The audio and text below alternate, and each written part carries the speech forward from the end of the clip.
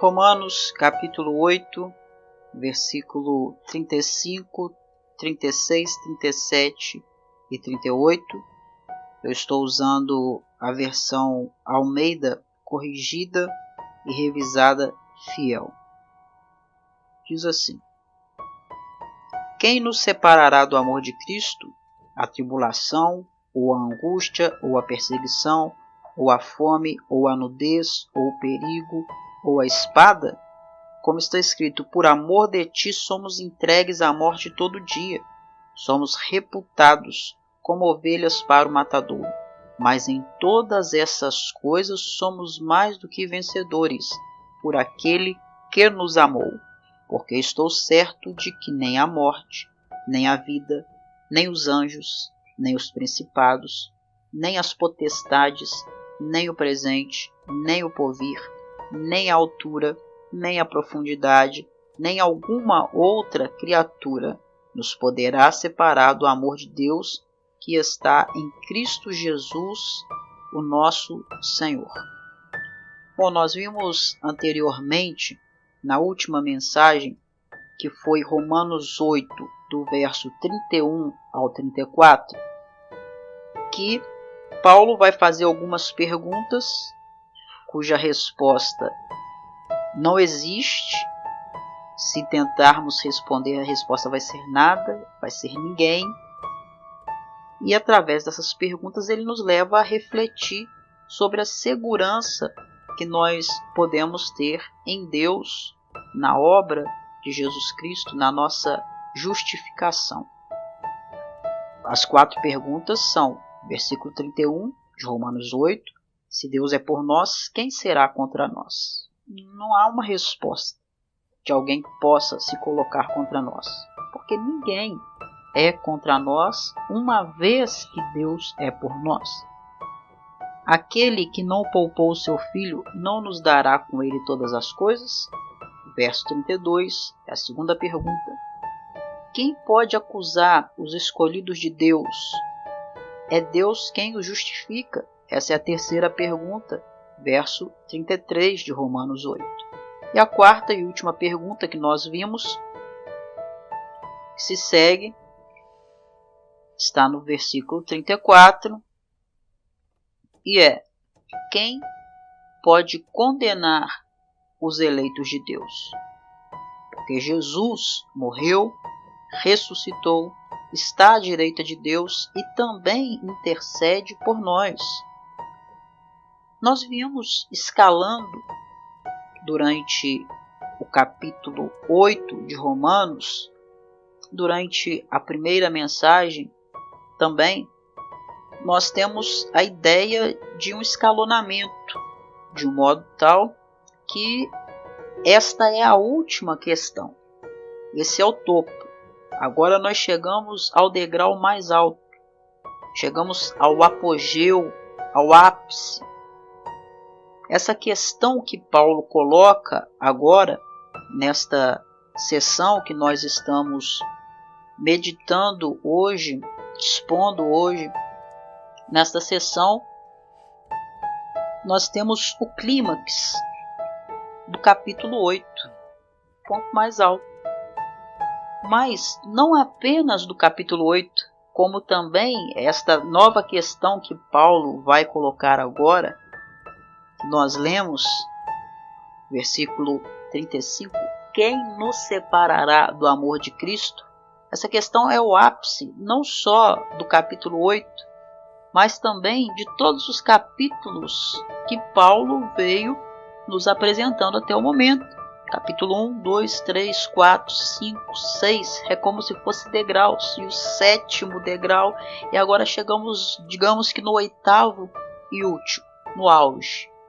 À medida que o apóstolo vinha lançando suas perguntas, nós vínhamos procurando uma resposta, mas chegamos à conclusão que simplesmente não há respostas. Não é isso? Quem será contra nós? Não há. Que é que nos falta concernente à nossa salvação? Não há. Quem pode nos acusar? Não há. Quem pode nos condenar? Não há. Porém, agora é Paulo quem vai realizar a nossa tarefa. Agora é ele quem faz aquilo que nós vínhamos tentando fazer com relação às suas outras perguntas. Primeiro ele questiona: quem nos separará do amor de Cristo? Versículo 35. Depois ele olha em volta em busca de uma resposta. Logo em seguida, ele nos apresenta uma lista, e aqui é uma lista exemplificativa, não é uma lista taxativa.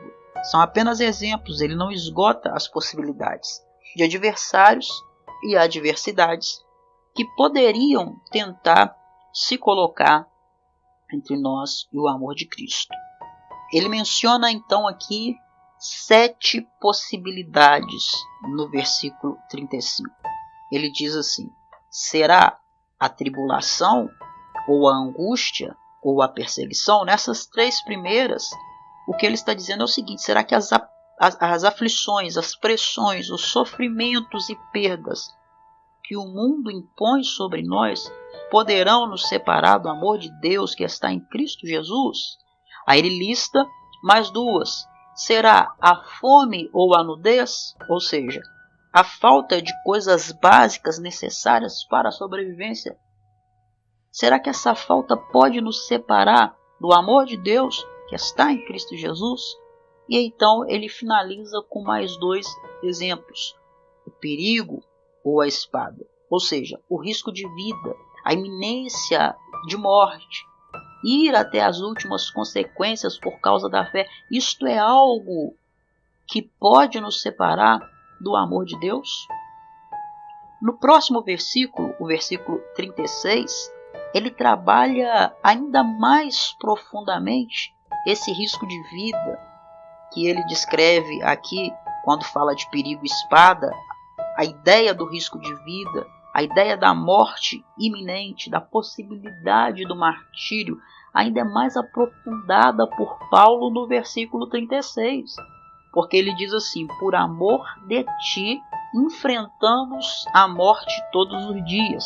Observe que essa passagem que nós lemos está falando de amor. Deus nos ama, Cristo nos ama. E assim como Cristo se entregou por nós, o que Paulo está dizendo é que também, por amor a Cristo, nós nos entregamos. Nos entregamos, enfrentamos todos os dias coisas terríveis, de modo tal que a morte nós a enfrentamos e somos considerados, diz ele, no versículo 36, somos considerados como ovelhas destinadas ao matadouro. Ou seja, nós sequer reagimos. Nós não enfrentamos a morte porque a merecemos, porque nós procuramos aquilo, porque fizemos algo errado, porque cometemos algum delito. Não, assim como Cristo morreu de forma inocente, como cordeiro mudo, nós também somos entregues, somos levados todos os dias, o dia todo, como ovelhas para o matadouro. A ovelha é um animal que não morde ninguém, que não faz mal para ninguém. O único motivo pelo qual ela é capturada e levada para o matadouro é para que possam tirar proveito dela. É por egoísmo, mero egoísmo. E nós somos perseguidos todos os dias, não porque mereçamos, mas simplesmente porque o mundo nos odeia, conforme o Senhor Jesus diz. Então, com tantas coisas terríveis que o apóstolo nos apresenta como possibilidades que nos rodeiam, ficaria difícil, se dependesse só de nós, continuar unidos ao amor de Cristo, não é mesmo? Tantas coisas que nos acometem, somos levados como ovelhas mudas, não temos nem direito de defesa. Baseado em nós mesmos, seria difícil continuarmos unidos ao amor de Cristo, porque isso impõe a ideia de sofrimento e ninguém deseja sofrer. Porém, Paulo vai dizer enfaticamente no versículo 37. Ele vai dar um incentivo, um motivo pelo qual nós devemos sim nos entregar e não nos importar com estas coisas. Ele diz no versículo 37, mas em todas estas coisas, ou seja, mesmo enfrentando a tribulação, a angústia, a perseguição, a fome, a nudez, o perigo, a espada, mesmo sendo entregues como ovelhas mudas ao matador, mesmo assim, em todas estas coisas, Paulo diz no versículo 37, nós somos mais que vencedores. Por meio de quem? Por meio daquele que nos amou. Então a base, na verdade, de nós nos mantermos unidos a Cristo, mesmo apesar de todas essas aflições, não é o nosso amor por Cristo em primeiro lugar, mas é o amor de Cristo por nós. Robert Sproul, citando esta passagem, diz que um dos ataques mais cínicos contra o cristianismo veio da pena de Nietzsche, que é um filósofo do século XIX, muito conhecido por afirmar que Deus está morto. Nietzsche dizia que o cristianismo tinha para a sociedade uma influência maléfica. Ele não podia suportar a ideia de que o cristianismo exalta virtudes no homem, como a misericórdia, amor, compaixão. Ele disse que isso, a misericórdia, o amor, a compaixão, o exercício destas coisas, exercer estas coisas, tira a força do homem. Segundo ele, isso deixa o homem impotente, deixa a humanidade sem poder. Cada ser humano tem que dominar. Era o que dizia este filósofo. Que cada ser humano tem que conquistar. É o que ele asseverava. Que cada ser humano tem que subir ao topo. Nietzsche criou o conceito de um super-homem. De um homem conquistador. De um homem acima da média, acima da sua raça, acima da sociedade comum. E a principal característica deste super-homem criado, idealizado na mente deste filósofo é que ele é, acima de tudo isso, um conquistador. Um conquistador, aquela figura de alguém que toma uma cidade, que toma uma aldeia, que toma uma fortaleza, conquista ela. Então o homem é, para ele, o homem deve ser, acima de tudo, um conquistador. Alguém que não se curve diante de nenhuma oposição. Alguém que não se dobre diante de ninguém. Ele não cede diante dos poderes mais avassaladores da natureza que se apresentem diante dele. Ele é alguém que não cede diante de nada e ninguém, de modo tal que ele não precisa sequer de Deus, porque ele é o próprio Deus. O super-homem, idealizado por Nietzsche, é completamente o contrário. É uma ideia completamente oposta em termos de ações, de atitudes, de escala de valores, completamente o contrário do cristão, que para ele eram fracos, porque quando golpeados na sua face, ao invés de retribuir o golpe, o ataque, eles viram também o outro lado para que o seu inimigo lhe ataque novamente. Mas o super-homem de Nietzsche não é, acima de tudo, um conquistador. Não é outra coisa, senão, acima de tudo, um conquistador. Não é, conforme nós já dissemos, assim. É a característica principal deste homem, deste super-homem idealizado por Nietzsche, ser um conquistador. E é interessante porque o termo grego utilizado por Paulo aqui em Romanos 37, quando ele diz assim, mas em todas estas coisas somos mais do que vencedores. O termo vencedores aqui é upernical. upernical, que significa a mesma coisa que Nietzsche está falando sobre o seu super-homem, significa conquistador. Então, Paulo está dizendo que nós somos hipernical, que nós somos hiper conquistadores, super conquistadores.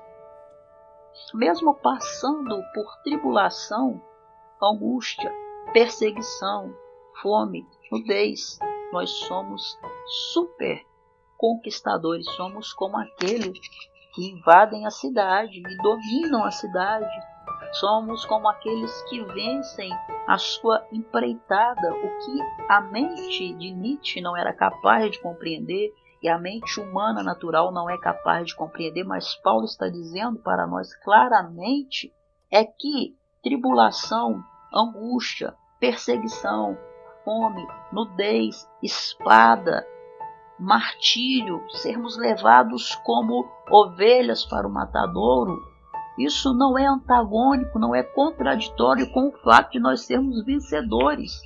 Não existe raça na Terra, não existe ser humano na Terra que seja mais conquistador, mais vitorioso do que o cristão. É o que Paulo está dizendo.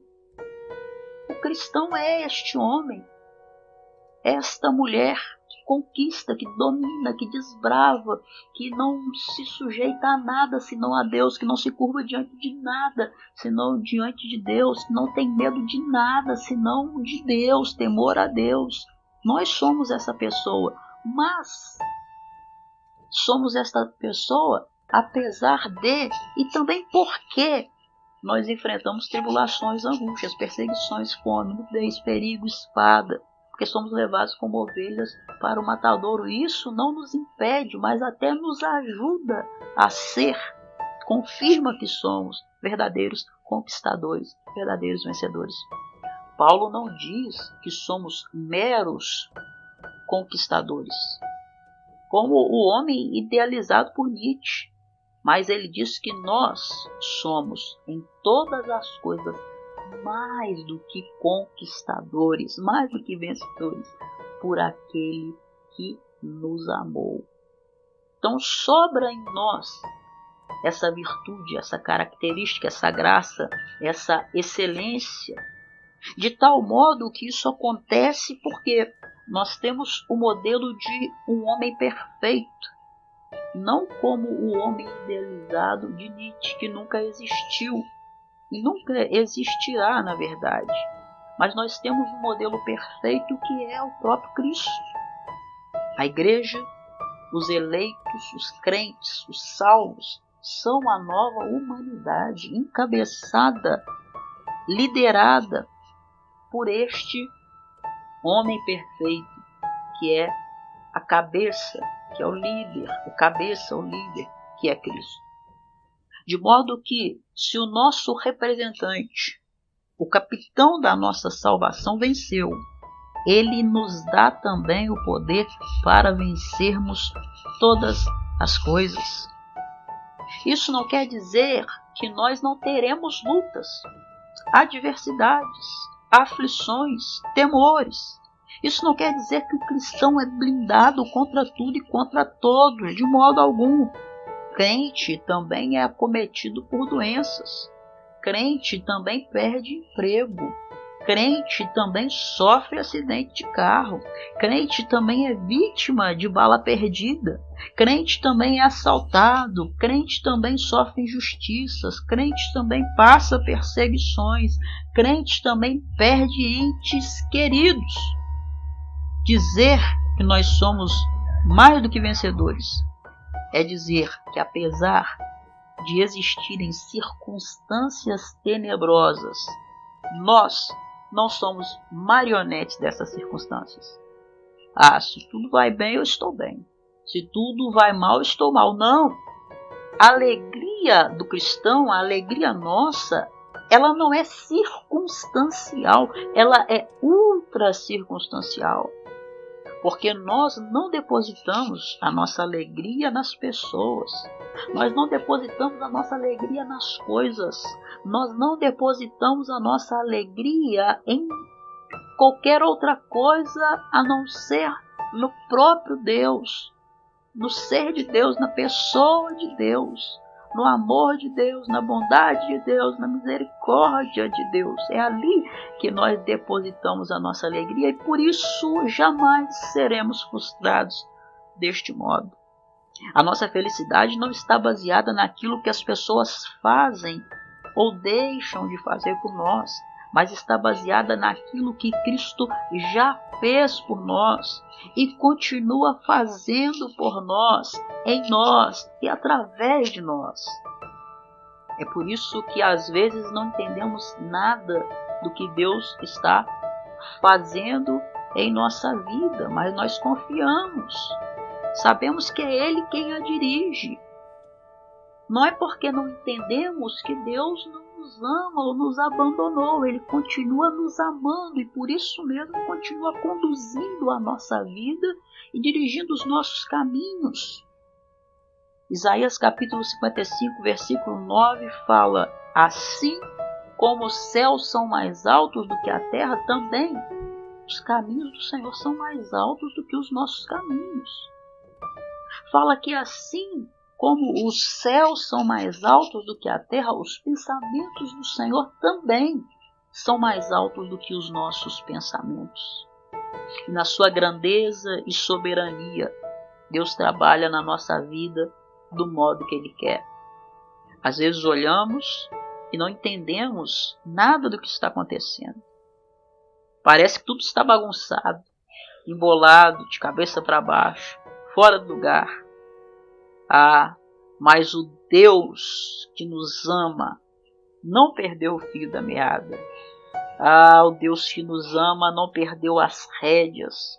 O Deus que nos ama está no controle da história da nossa vida. Ele continua ordenando e coordenando. Ele continua dirigindo e guiando tudo, de modo que, conforme diz o versículo 28 deste capítulo, todas as coisas cooperem, contribuam juntamente para o meu e para o seu bem. Mas será que esse versículo não está em contradição com o sofrimento? Porque o Senhor diz que todas as coisas cooperam para o meu bem, não é verdade? Mas eu sofro. Não há nenhuma contradição.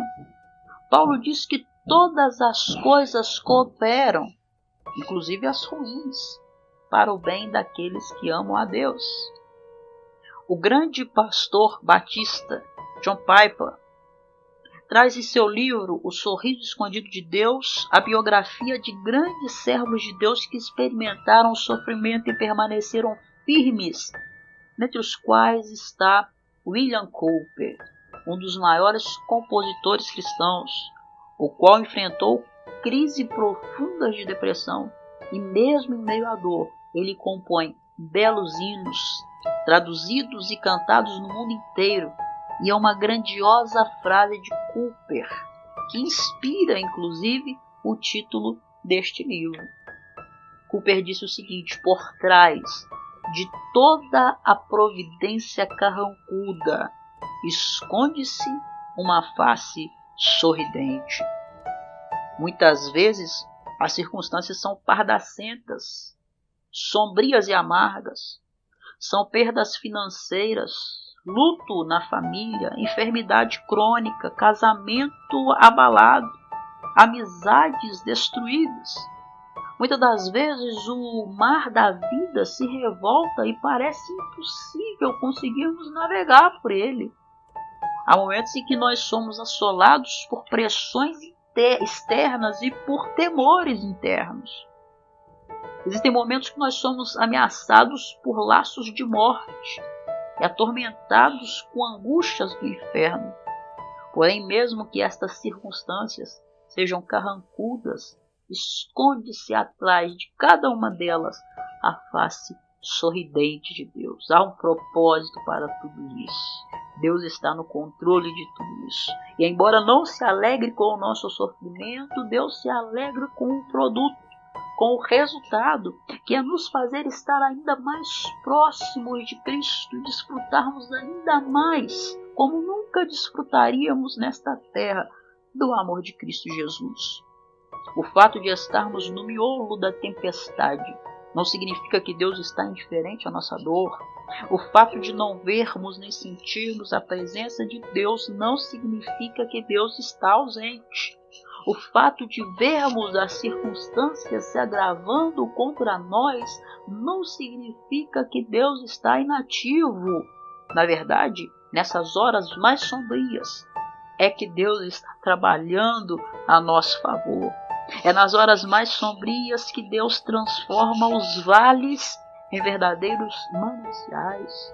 Sim, é nessas horas de tristeza, de dor, que Deus transforma o nosso choro em alegria. É neste momento de dificuldades que Deus transforma as noites escuras em belas manhãs iluminadas. Meu irmão e minha irmã, mesmo que você não veja, mesmo que você não sinta, Deus está no controle e está trabalhando para o seu bem. Ele se preocupa contigo, Ele te ama, Ele não se esquece de você. Quando Paulo diz que nós somos mais do que vencedores, apesar da tribulação, Paulo diz que nós somos mais do que vencedores, apesar da angústia. Paulo diz que nós somos mais do que vencedores, apesar da perseguição. Muito mais do que vencedores, apesar da fome. Mais do que conquistadores, apesar da nudez. Mais do que vencedores, apesar do perigo. Mais do que conquistadores, apesar da espada. Versículo 35. Diz no versículo 36 que somos mais do que vencedores, apesar de sermos levados como ovelhas para o matadouro. Quando Paulo diz isso, ele não está teorizando, ele não está falando de coisas que ele próprio não sabe o que é, ele não está falando de coisas que ele queira que as pessoas vivam, mas ele mesmo não viveu e não imagina o que é viver isso, não. Ao contrário, todas essas aflições, tribulação, angústia, perseguição, fome, nudez, perigo, espada, ser levado como ovelha ao matadouro, tudo isso Paulo experimentou e ainda mais. A Bíblia diz que ele foi perseguido em Damasco, rejeitado em Jerusalém, apedrejado em Listra, açoitado em Filipos, escorraçado em Tessalônica, chamado de tagarela em Atenas, chamado de impostor em Corinto. Enfrentou naufrágios, recebeu 195 açoites dos judeus, foi castigado com varas e preso em Jerusalém, Cesareia e Roma. Mas diante dessas turbulências todas que se apresentam diante de Paulo, que parecem sacudir a vida do apóstolo, ele escreve em Filipenses capítulo 1, versículo 12, que ele não está frustrado, que ele não está decepcionado, mas ele confirma aquilo que ele pensa, aquilo que ele ensina, dizendo: quero ainda, irmãos, cientificar-vos de que as coisas que me aconteceram têm antes contribuído. Então, apesar de tudo isso, apesar e também por causa de tudo isso, que não nos faz nos render, nos entregar, desistir, retroceder, voltar, nós somos mais do que vencedores. Sim, nós somos mais do que vencedores e somos por vários motivos que podemos ver na Escritura toda e que podemos ver dos versos 35 ao 39 que estamos meditando, que estamos expondo. Primeiro, nós somos mais do que vencedores porque nós não nos amedrontamos de modo que venhamos a fugir das dificuldades. Nós a enfrentamos e mesmo em meio ao sofrimento, ao invés de dar para trás, ao invés de murmurar, ao invés de desistir, ao invés de blasfemar, mesmo em meio ao sofrimento, nós glorificamos a Deus. Em segundo lugar, nós somos mais do que vencedores porque nós não somos governados pelo acaso. Nós não somos guiados por eventos, acontecimentos fortuitos. Mesmo em meio ao vale mais sombrio, sabemos que o nosso Deus está no controle. Isso traz para nós um conforto incomparável, inimaginável, inexprimível. Em terceiro lugar, nós somos mais do que vencedores porque nós esperamos em Deus. Nós esperamos em alguém humano. Nós esperamos em alguém impotente, em alguém que nada possa fazer, mas nós esperamos no próprio Deus. E Ele trabalha para aqueles que nele esperam. Em quarto lugar, nós somos mais do que vencedores, porque o fim da nossa história não é o fracasso terreno, mas a glória celestial. Em quinto lugar, nós somos mais do que vencedores, porque há para nós uma herança imarcessível e um reino com Cristo nos aguardando. Em sexto lugar, conforme Paulo mostra nos versos 35, 36, 37, 38 e 39, nós somos mais do que vencedores, porque nada e ninguém pode nos separar do amor de Cristo. O apóstolo diz: porque eu estou certo, não resta a mínima dúvida nele, e também não deve restar em nós, de que nem a morte, ou seja, mesmo se nós morrermos, ainda assim não seremos separados do amor de Cristo. Ao contrário, aí é que estaremos mais próximos ainda. Nem a vida, as coisas que nós enfrentamos aqui nesta vida não podem nos separar do amor de Cristo. Ao contrário, conforme vimos, ainda nos aproxima mais. Nem os anjos, os principados, as potestades, nenhum ser angelical pode nos separar do amor de Cristo. Nem o presente, nem o porvir. As coisas do momento em que vivemos, deste século, nem as coisas que virão a acontecer não podem nos separar do amor de Deus. Nem a altura, nem a profundidade. Conforme o salmista vai dizer, não é possível fugir da presença de Deus, porque se você vai para o mais alto lugar, Deus está. Se você vai para o mais fundo lugar, ali também Deus está. Ele está presente em todos os lugares com a totalidade do seu ser, de modo que não existe lugar neste mundo, não existe profundidade, não existe altura que seja capaz de nos isolar de Deus.